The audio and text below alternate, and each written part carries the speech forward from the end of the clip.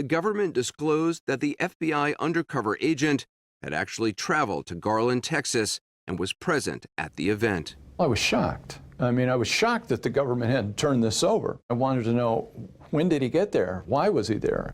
And this past November, Maynard was given another batch of documents by the government, revealing the biggest surprise of all. The undercover agent was in a car directly behind Elton Simpson and Nader Sufi when they started shooting. This cell phone photo of school security guard Bruce Joyner and police officer Greg Stevens was taken by the undercover agent seconds before the attack. All right, so Robert, just briefly, because we only have 5 full minutes, briefly explain what the event was about once again, because people have forgotten it, unfortunately. Steve, this was an event in defense of free speech. We were responding to the Charlie Hebdo massacre of the Muhammad cartoonists and saying that if Muslims are going to say that they will kill us for drawing Muhammad cartoons, then we either have to draw Muhammad cartoons or submit and surrender to violent intimidation. So this was an event to show that we would not submit and we were going to stand for the freedom of speech. Did you know any of this, what we just played here and what was revealed on 60 Minutes until it aired on 60 Minutes on Sunday? Some of it came out last summer, but before the event took place, the FBI did not give us any indication of an imminent attack.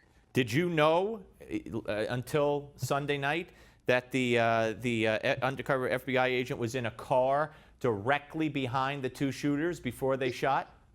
No, I didn't know that, but 60 Minutes did not mention the fact that the FBI agent in the car right behind them was actively encouraging them to go ahead with the attack and texted Elton Simpson, "Tear up Texas."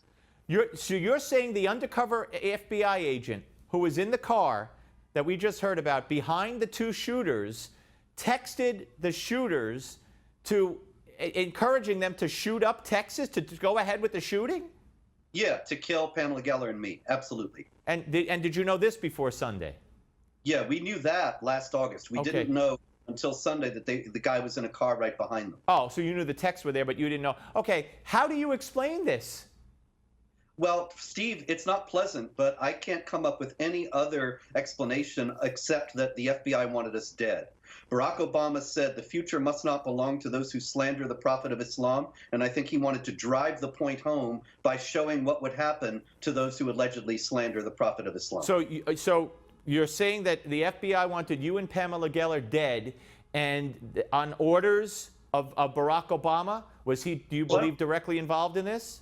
I don't think the FBI would go rogue on a thing like this. And so I do think that the responsibility lies all the way up at the top.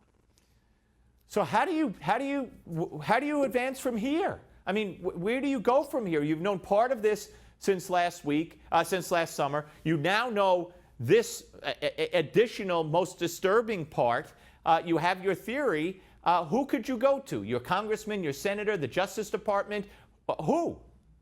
Steve, you know, the swamp needs to be drained, and I wouldn't go anywhere with this, and I don't have any plans to, unless and until the swamp is drained. The fact is that if it's the FBI that was behind this, and there's still all these Obama loyalists in the FBI, and they clearly knew about this attack and did nothing to stop it and were actively encouraging it, then what recourse do I possibly have in going there and saying, hey, you guys want me dead? Obviously, all I can do is wait this out and hope that the tide will turn. When you say the swamp, I'm not putting words in your mouth, but I know you for a long time. The particular swamp you're talking about is the swamp of the government infested by the Muslim Brotherhood influence? Yeah, absolutely. The whole intelligence community and law enforcement community that has bought into the Obama-enforced and mandated idea that Islam has nothing to do with terrorism, and that the people who called attention to the ways in which jihadis use the texts of Islam to justify terrorism and make recruits are just as much part of the problem as the terrorists themselves. That's how they regard us in the FBI, and that's probably why they thought it would be very good if these jihadis succeeded in their plans. Has anybody said anything to you? Have naysayers said anything to you? Has there been any explanation as to why or how an FBI agent undercover could sit there and be right behind the shooters, knowing they were going to shoot, and texting them to, in fact, shoot?